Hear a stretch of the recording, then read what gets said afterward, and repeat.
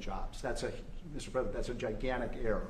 And I don't know if she's, I'm not It might making not have been an error, that's the bad part. If it was an error, it would be one thing. I don't think it's an error. I think they did it purposely.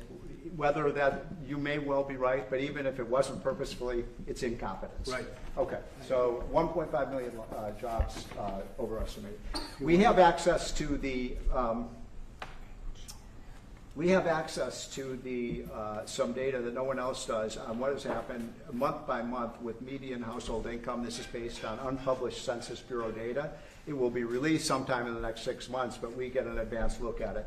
And so I was telling the president in his first 5 months in office, starting in January through the end of June, the average median household income adjusted for inflation for the average family in America is already up $1,174. That's an incredible number. Just came out. Just came out. So that's a giant gain. And if I would have said this, nobody would have believed it. There's your number. We're doing well. So the next one compares, we finally have the 2024 data on what happened with real family income in the United States.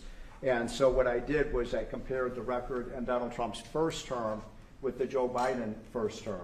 And you can see that, by the way, these dotted lines here, Mr. President, that's COVID. So if it had not been for COVID, these numbers would have been substantially better. But even taking account President Trump's last year in 2020, we saw a $6,400 real after inflation gain in income for the average family.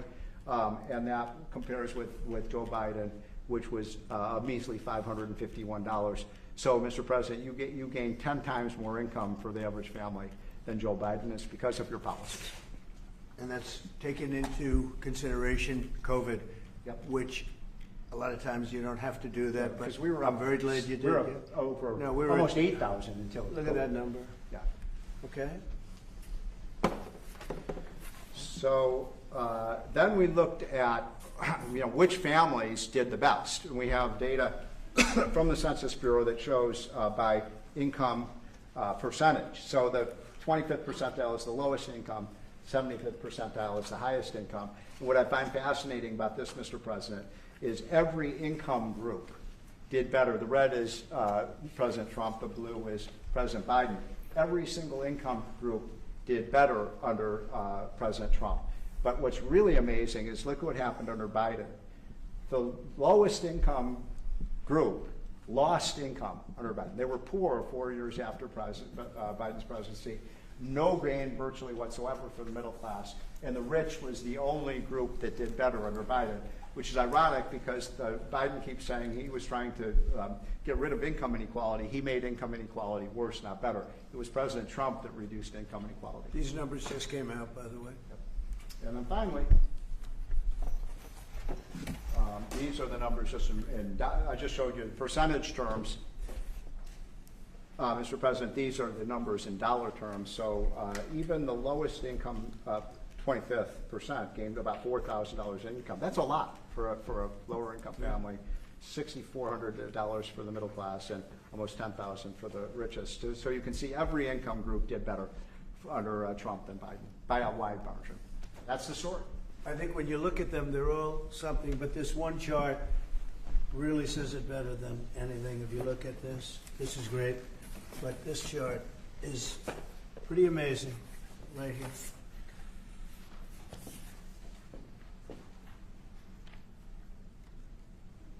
All new numbers. Okay, so we're going to go now over to East Room, and we're going to celebrate some very brave people with the Purple Hearts. Yeah, please. Mr. President, just to follow up on the India tariffs, do you expect increased trade negotiations, since you've announced the 50% tariff? No, not until we get it resolved. Mr. President, is your deadline for Vladimir Putin agreeing to a ceasefire still stand tomorrow, or is that fluid now that talks are... Say it, what? Is your deadline still standing for Vladimir Putin to agree to a ceasefire tomorrow, or is that fluid now? It's going to be up to him.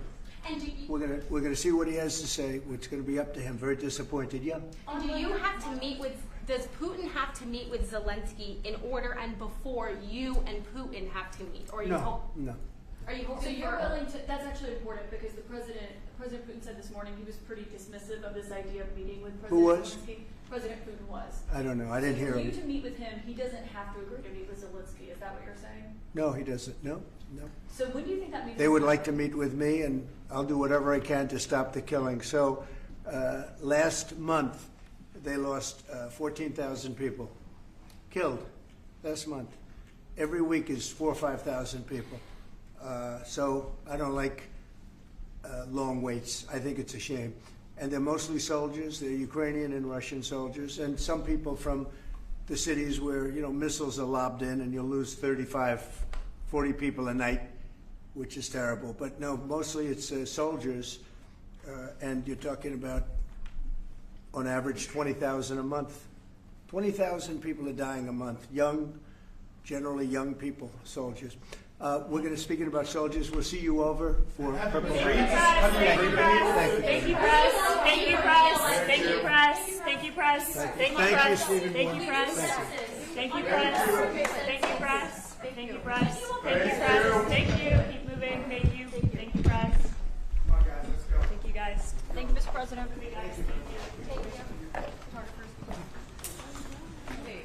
I just want to make sure this is